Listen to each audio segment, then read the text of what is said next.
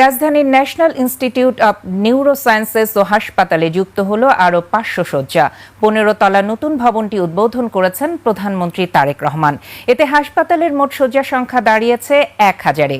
উদ্বোধন অনুষ্ঠানে প্রধানমন্ত্রী বলেন, চিকিৎসার জন্য যেন দেশের বাইরে যেতে না হয় এমন স্বাস্থ্য ব্যবস্থা গড়ে তুলতে চায় সরকার। পাশাপাশি আগামী অক্টোবর মাসে ৫টি বিশেষায়িত শিশু হাসপাতাল চালুর কথা জানান তিনি। বিস্তারিত জানাচ্ছেন সুবর্ণা মেহজাবিন। স্নায়ুরোগের চিকিৎসায় রাজধানীর ন্যাশনাল ইনস্টিটিউট অব নিউরোসায়েন্স ও হাসপাতালে বাড়ল সক্ষমতা। ১৫ তলা নতুন ভবনে যুক্ত হল ৫০০ শয্যা।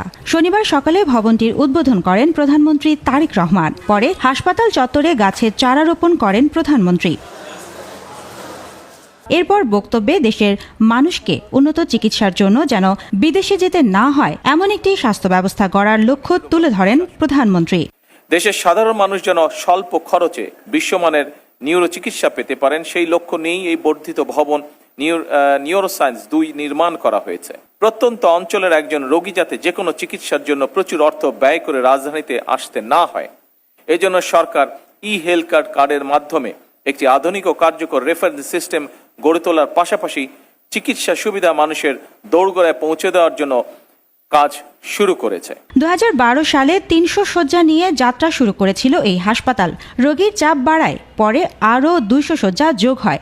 এবার নতুন ৫০০ শয্যা যুক্ত হওয়ায় মোট সক্ষমতা দাঁড়ালো ১,০০০-এ। চিকিৎসকদের তথ্য বলছে, এই হাসপাতালে সবচেয়ে বেশি চিকিৎসা নেন স্ট্রোকের রোগীরা। পাশাপাশি দুর্ঘটনায় মস্তিষ্ক ও মেরুদণ্ডে আঘাত পাওয়া রোগী, পার্কিনসন্স, ডিমেনশিয়া, মৃগী সহ বিভিন্ন নিউরোলজিক্যাল রোগের চিকিৎসাও হয় এখানে।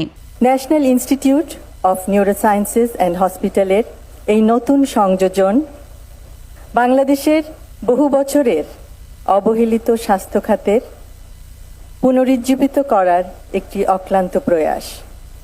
এই সংযোজনের মাধ্যমে আমরা অনুপ্রাণিত, আমরা আশান্বিত যে বাংলাদেশেও ভবিষ্যতে আমরা বিভিন্ন ব্যাধির বিশ্বমানের চিকিৎসা প্রদান করতে পারবো ইনশাআল্লাহ। অর্থের অভাবে কেউ যেন চিকিৎসা থেকে বঞ্চিত না হন, সেই ব্যবস্থার কথা উঠে আসে এই অনুষ্ঠানে।